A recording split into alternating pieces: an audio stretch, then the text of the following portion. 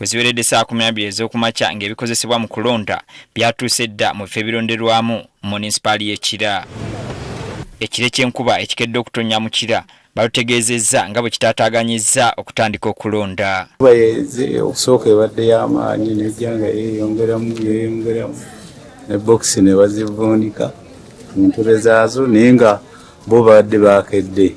Ku Eklezia ya St. Gonzaga e Kamuli mu ggombolola y'e Namugongo okulonda kutandise ku ssaawa 2 oluvannyuma lw'okulwawo okuweza omuwendo gw'abantu 10 ab'essalira. Ku mulundi guno obumu obweyambisibwa mu kulonda bwe bukozeseddwa. Embeera teyawukanye ku eyo ebadde mu bitundu by'Ekira ebirala anti nayo abalonzi babadde balumaggamagga. Komishoni ne bannaffe bananyini kitundu kino we tulondera oba oli awo ndowooza Electoral Commission yakigazeetinga naye tetwalabudde kutegeezaako bantu bakolerawo oba abalinawo ebira bye bakolerawo kuba kino ekitundu kuliko kyaki n'essomero.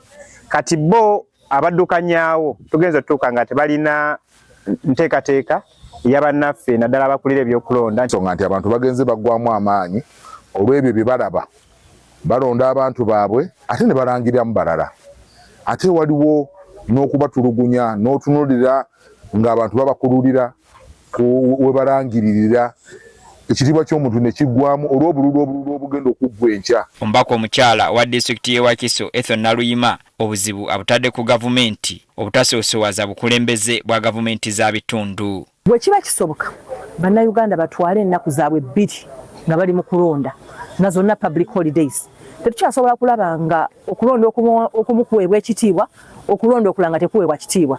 Nga bw'olaba ensonga za local government wano nti mulimu okulonda naye tekuweebwa dda kitiibwa. Gavumenti teyasazeewo nti public holiday. Katulina n'okulonda ku Lwokusatu. Gavumenti enayogerako tennalaga nti waliyo okulonda okulala okujja. Ate naye kirala twagala okulonda kusibwemu ekitiibwa. Ku Kireka Rehabilitation Center okulonda kutandise essaawa 4 nga kino kivudde ku balonzi ab'essalira okulwawo okutuuka.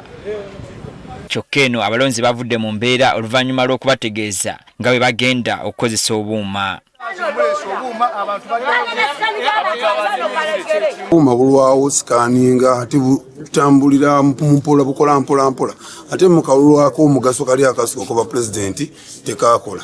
N'okubuno kwe tubaddemu nga tulonda abaero C5 ba chairman wa district kagano kola ate kuba meya ate kakozi Uloma babukubira simu nebuloka bukola nebuza bwebuza nganzo omuntu. Kakolayo omuntu wamu ne kafirizi ngola kale mukola ku mukulembeze.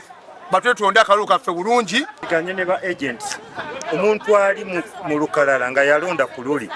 Ne leero waba mwali mu lukalala balina okulonda. Ekifo kya meya wa munisipaali y'Ekira kivuganyizibwako abantu 7 nga ku bano Julius Butebye wa PFF alondedde ku Eklezia ya St. Matia Mulumba Ekireka C, Norman Kaboggoza Semwanga owa NUP alondedde Kireka Rehabilitation Center, Alan Bulamu naye alondedde ku Nalya Estate n'abalala. Baffe bangi basigalayo olw'okuba abamu baggwamu amaanyi ne balaba ng'omuntu alondeddwa mu kitundu ne bagenda gye balangiririra ne bakomawo nga balangiridde mulala. Abantu abo amaanyi gabaggweramu ddala era tukubiriza bakama baffe abakulira ebyokulonda bongeremu obwesimbu n'amazima abakola ensonga y'obulamuzi kwani awangudde ekifo.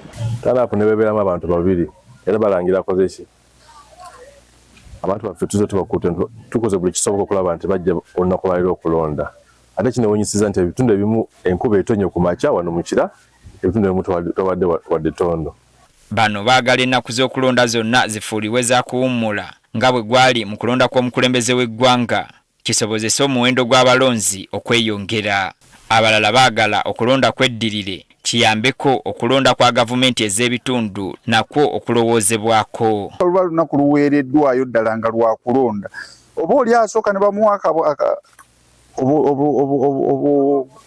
obululu obusatu aka pulezidenti n'aka MP omukyala n'aka MP ali direct then emmeeza bw'amala obbulonda bateekewo omuntu omulala naye addemu agaba oba agaba meeya wa city ne bakansala bagenda okukola nabo olwo olunaku lube lumu kubanga era luba lwaweebwayo nga lwa kulonda omuntu aba talina nnyo kimupapya nti agenda kukola kino.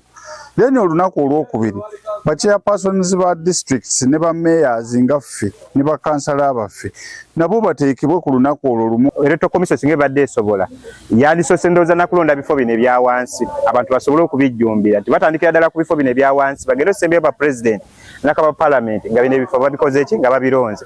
Bwe tukoledde emboozi eno ng'okubala obululu kutandise mu bitundu ebisinga obungi.